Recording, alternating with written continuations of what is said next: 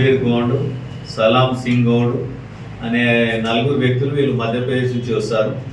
ఈ ఏరియాలో అన్ని జిల్లాలు తిరుగుకుంటూ ఉంటారు. వాళ్ళు ఒక టెంట్లు అట్లాంటివి వేసుకొని విలేజ్లలో ఈ చీరలు లేకపోతే వాచ్లు, ఈ సీజన్ చలికాలం కాబట్టి ఈ స్వెటర్లు, మహిళలకు సంబంధించిన వస్తువులు, నగలు, గాజులు అట్లాంటి అమ్మే సాకుతోటి విలేజ్లలో తిరుగుతుంటారు.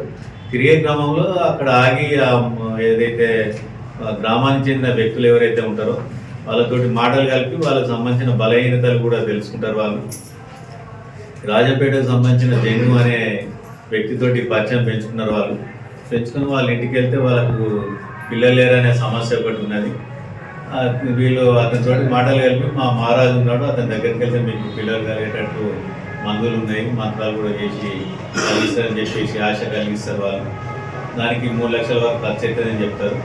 తర్వాత ఇతను వాళ్ళ దగ్గరికి పోయి మహారాజు కల్పించిన తర్వాత మళ్ళీ డైవర్ట్ చేసి మీకు ఈ కొన్ని కెమికల్స్ ఉన్నాయి, అందులో ఈ వైట్ పేపర్స్ ఏదైతే ఉన్నదో వీటిని ఆ కెమికల్స్లో తిప్పితే ఒరిజినల్ నోట్లుగా తయారైతే అని చెప్పేసి ఆశ కల్పించింది.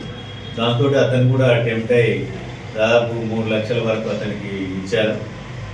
ఇచ్చిన తర్వాత ఈ విషయం ఇచ్చోడ సిఐ గారికి తెలిసి సిసిఐ సాయి మరియు అట్లనే సిరికొండ ఎస్ఐ శ్రీకాంత్, ఇచ్చోడ సిఐ నరేష్ వీళ్ళంతా ఒక టీమ్గా ఫామ్ అయ్యి ఈ నేరస్తులను పట్టుకొని వారి దగ్గరికి వెళ్ళి 2,10,000 క్యాష్, ఈ ఏదైతే వాళ్ళు ఈ మ్యాజిక్ కోసం వాడుతున్నారో ఈ గ్లాసు, బకెట్, ఒకటి కెమికల్ అని చెప్పేసి వాళ్ళు చూపెట్టారు.